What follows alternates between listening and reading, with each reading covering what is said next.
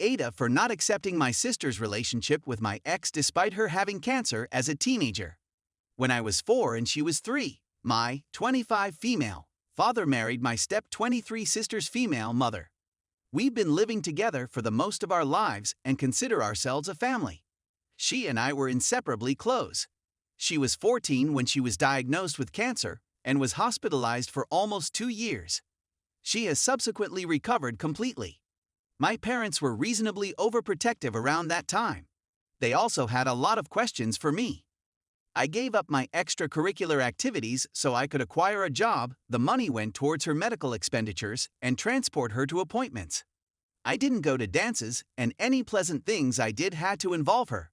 I did practically all of this voluntarily, with the exception of having to abandon my high school volleyball team, for which I had a little tantrum but was quickly reprimanded. And given the circumstances, I believe experiencing one emotional breakdown was very normal. Anyway, when I'm a junior in college, I meet my ex, whom we'll name Ben. We fell in love, blah blah blah, etc. When we graduated, he and I moved in together, so we've been living together for roughly 3 years. We were serious until I went into my bedroom in July and caught him my sister. I cut it off, tears were shed, he moved out, and so forth. My sister apologized at first, but then she backtracked. I thought she was giving me space, but she phoned last week and asked if we could meet up. She said that she and Ben were in love and were just informing me as a courtesy before they began uploading images online. Disgusted, I left her alone in the restaurant and did not pay my half of the bill. She afterwards Venmo'd me, requesting the money. She informed my parents, who summoned me to their home and expressed their displeasure with me for not supporting my sister's connection with Ben. They said that since she had cancer as a youngster, she never acquired good social manners and had difficulty meeting new people. I don't buy that, in part because I've seen her socialize just fine, and because we spent a significant amount of the time she was unwell together. By that reasoning, I should have poor social skills as well. They then warned me that if I didn't accept my sister and Ben's relationship, they could have to stop communicating with me.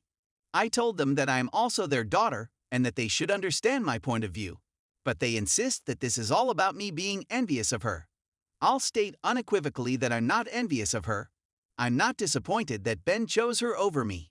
I'm saddened by the breakup and feel betrayed, but the Lord knows I don't want to be with a cheater.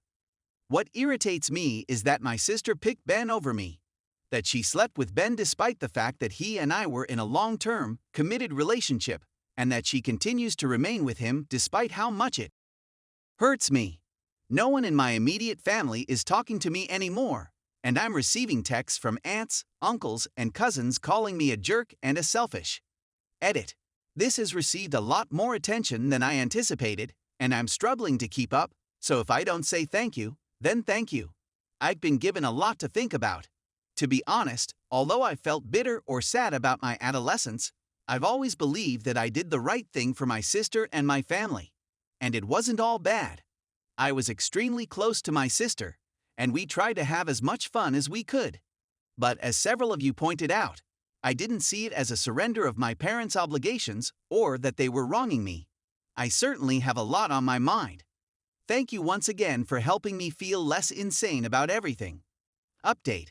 There are moments when you can only chuckle. I just got off the phone with my cousin, who noticed this article and offered to clarify a few things. I asked him why he was on Reddit instead of school, and he questioned why I was on Reddit instead of work, to which I replied, "Touché." He informed me that following my meeting with my mother, she went to his place and spoke with my aunt. And here's how it works. My sister is not only in a relationship with Ben, but she is also 4 months pregnant. That indicates she and Ben were for a longer period of time than I had anticipated. My parents are apparently so insistent that I forgive her since I'm already destroying their first grandchild's experience. That's right, I'm not as significant as my stepmom sharing pregnancy pictures on Facebook. This is where we are. Anyway, I phoned in ill for the remainder of the day and plan to consume a lot of beer. A lot of booze, for example. And then I start wondering what the heck I'm going to do. Story 2. My wife cheated. I still love her, and I believe she still loves me. My wife booted me out of our home a little more than a year ago because of my drinking. I was in a downward spiral of self-destructive behavior that was really affecting my marriage. I let my wife down several times when she had to work on weekends and returned home to find me in a coma. I honestly believe I was driving her insane. I was never physically or verbally violent to her, but I wouldn't call myself a good spouse. When I wasn't drinking, I never questioned her love for me, but I suppose over time I destroyed our marriage trust. It's not an excuse, but I struggled with depression for many years after my mother died of a heart ailment and my father died of cancer. When I had to go to stay in a motel, I realized I needed to assist myself and joined AA. My wife and I reunited a few weeks later, despite the fact that our relationship was strained at the time. I discovered she had gone out with a buddy over those 2 weeks and had made out with another man at the bar. When I went home, I realized something was up since she was behaving strangely, and I had to coax the facts out her. I was outraged, but I specifically inquired whether all that had occurred was kissing, and she confirmed. That was something I determined I could live with. I'm about to celebrate 1 year of sobriety. I'm following a strict regimen, my wife is in treatment, and we've been gradually gaining trust over the past year.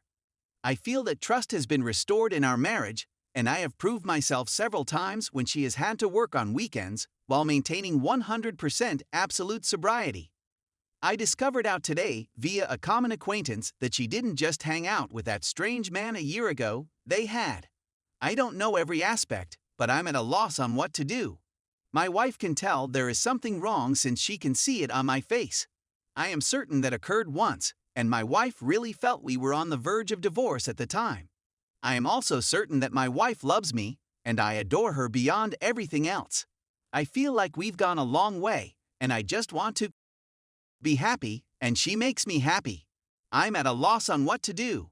I'm not going to let this ruin my sobriety because I've gone too far. I've considered leaving and filing for divorce, addressing and seeing how things go, or just letting the past go since she has forgiven me for so much. What bothers me the most is that she has kept the truth from me the whole time, ostensibly because she is afraid I would leave her. I despise adultery and cheating, but it stings much more because I only received her side of the reality. I'm looking for advice or someone who has had a similar situation. Please. For reference, I am 32 years old and she is 30 years old. We don't have any children. Update. I've chosen to forgive my wife since she's forgiven me so many times before. I pushed her till she felt her marriage was finished. I think she would change this incident if she could, and I will continue to be the man I am intended to be so that we may both develop individually and together. I'm not going to urge her on the ONS, since I think I'd be doing so for selfish motives. If she wants to tell me eventually, I'll be relieved. Otherwise, tell her I love her and go on. My wife has lately joined Al-Anon, and this may be remedied in her 9th step. If it isn't, I accept it and forgive her. My wife is a terrible liar, and I felt deep down that this had occurred the whole time. I didn't want to believe it, but I had to accept responsibility for my role in the entire situation, which is the majority of the fault that the marriage was failing. I am certain that if anything similar happened again, I would be notified immediately. If I wanted to stay sober, I'd have to quit the marriage at that time. Thank you everyone for your assistance and ideas. I genuinely appreciate you assisting me with this.